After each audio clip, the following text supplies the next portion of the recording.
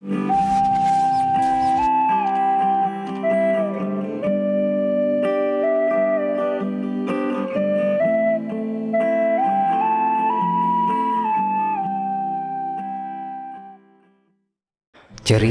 Rakyat Buton Bagian 1.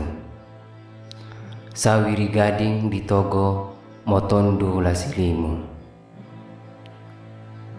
Alkisah, hiduplah seorang raja yang bernama Latolowo memerintah sebuah negeri. Raja Latolowo hidup makmur dan rukun dengan permaisurinya. Ia sangat mencintai rakyatnya.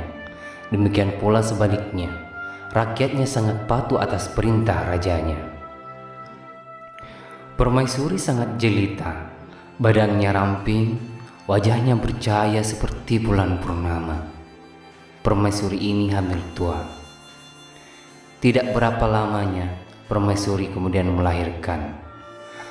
Raja sangat terperanjat ketika mendengar permaisuri bersalin kembar, seorang perempuan dan seorang laki-laki. Dinamailah anak laki Sawiri Gading, sedangkan yang perempuan diberi nama Wadingkawula. Kehadiran bayi kembar di negeri Latolowo merupakan suatu hal yang ajaib. Jangankan melihat, mendengar berita kelahiran kembar tidak pernah sekalipun. Hal inilah yang menjadikan Raja Gusar disuruhnya mengundang para ahli nujum di negerinya untuk meramalkan bagaimana nasib anak kembarnya di kemudian hari. Setelah semua ahli nujum berkumpul, Raja menyampaikan kepada mereka, "Saya undang kalian ini untuk meramalkan bagaimana kiranya nasib anak laki-laki itu, karena ia lahir kembar dengan perempuan." Mendengar permintaan rajanya itu, para ahli nujum itu menyembah sambil membuka kitabnya masing-masing. Setelah para ahli nujum melihat isi kitabnya, masing-masing menggelengkan kepala. Melihat tingkah para ahli nujum menggeleng-gelengkan kepalanya itu, Raja berkata pula, "Mengapa kalian geleng-geleng kepala?" Sembah para ahli nujum, "Ya tuanku, penglihatan kami dalam kitab kami ini menunjukkan anak-anak yang dua ini tidak boleh dipelihara bersama-sama di dalam negeri ini. Karena yang laki-laki kelak setelah dewasa akan mendapat bala dan kesukaran besar kalau tidak dipisah. Demikian pula negeri ini akan hancur binasa." Mendengar kata para ahli nujum itu, Raja menjadi susah dan sangat gusar hatinya. Demi kebaikan negeri dan rakyatnya, diambillah keputusan akan membuang anaknya yang laki-laki, yaitu Sawiri Gading. Untuk maksud itu, diturunkan perintah pada rakyatnya agar membuat rakit bambu yang dilengkapi dengan layar untuk tumpangan Sawiri Gading. Setelah rakit selesai dikerjakan beserta semua perlengkapannya, Sawiri Gading dibawa ke pinggir pantai di muara besar, diiringi dengan upacara kebesaran, diarak oleh semua pembesar negeri dan hulu balang serta seluruh rakyat. Waktu itu di muara sungai arus deras sekali. Setelah Sawiri Gading dibaringkan di atas rakit, berlayarlah rakit itu ditiup angin di bawah hanyut arus deras. Cepat sekali rakit yang ditumpangi Sawiri Gading itu melaju meninggalkan negeri kelahirannya.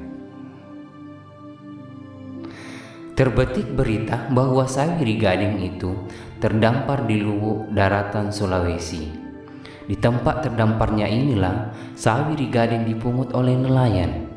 Oleh karena nelayan itu tidak mempunyai anak, Sawiri Gading dianggap sebagai anak kandungnya sendiri. Demikianlah Sawiri Gading itu dipelihara dengan sebaik-baiknya dan dimanjakan benar hingga menjadi besar dan menjadi pemuda.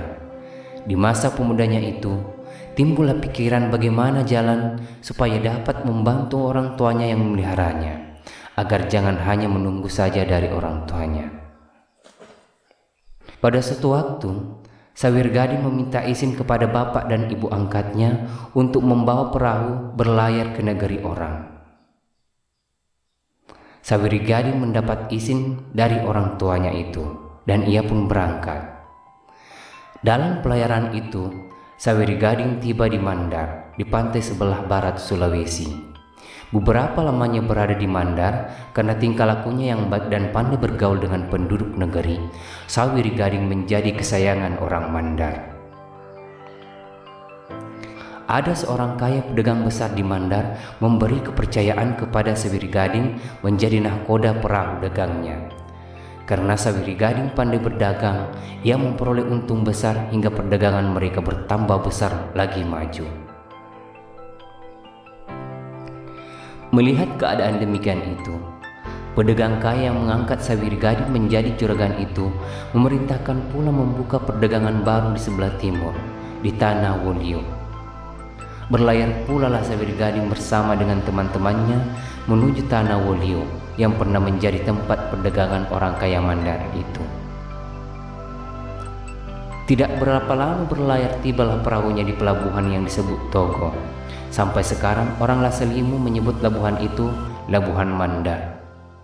Sesudah perahu berlabuh, dipanggilnya semua anak perahu naik ke darat membawa barang berdagangannya. Habis seluruh dagangannya karena disukai oleh penduduk negeri. Sementara menunggu waktu untuk berangkat, Sawiri Gading setiap hari naik ke darat bergaul dengan pemuda di negeri itu, bermain di muka istana raja. Pada suatu hari, ketika Sawiri Gading bermain raga, hujan gerimis. Dari dalam istana keluarlah seorang putri cantik, kulitnya kuning langsat, mengambil jemuran. Pada waktu itulah putri yang cantik itu dilihat langsung oleh Sawiri Gading. Melihat putri cantik itu, Sawiri Gading langsung jatuh hati. Keesokan harinya, datang pula lah Sawiri Gading bermain raga.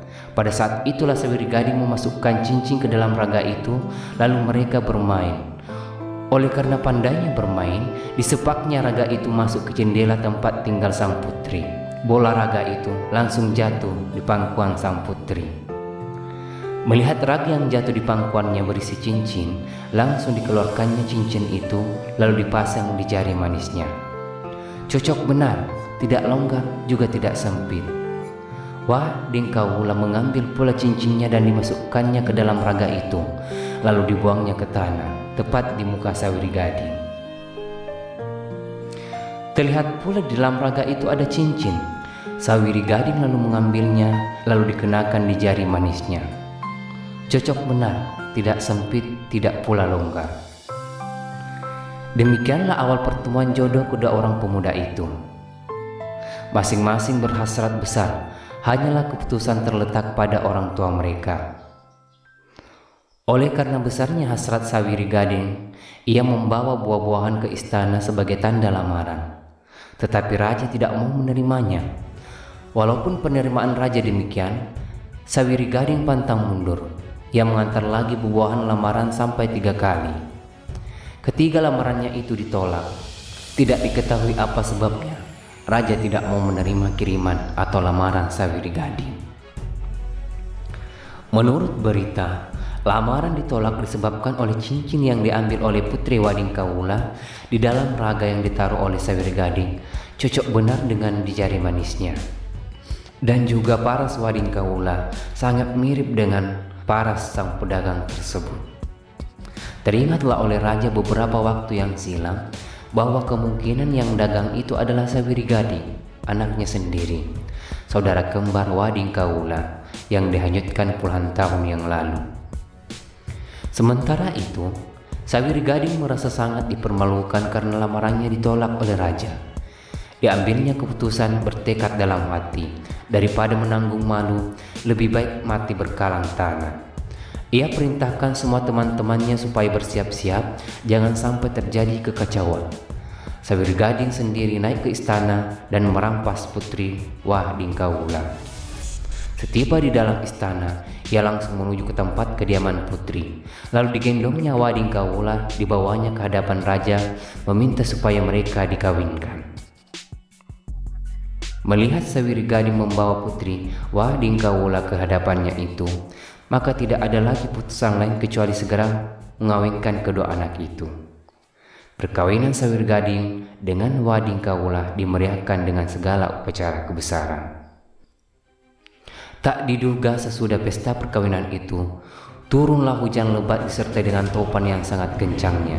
Guntur membahana, halilintar sambar menyambar. Seluruh negeri menjadi gelap gulita seakan-akan dunia akan kiamat.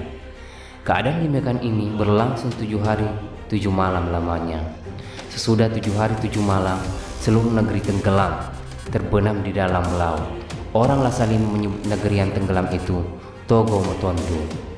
Diceritakan pula bahwa orang yang luput dari malapetaka waktu tenggelamnya negeri itu, sebagian tinggal di Ambawa di daratan Lasalimu, sebagian pula di Kamaru, tidak berapa jauh dari negeri yang terbenam itu.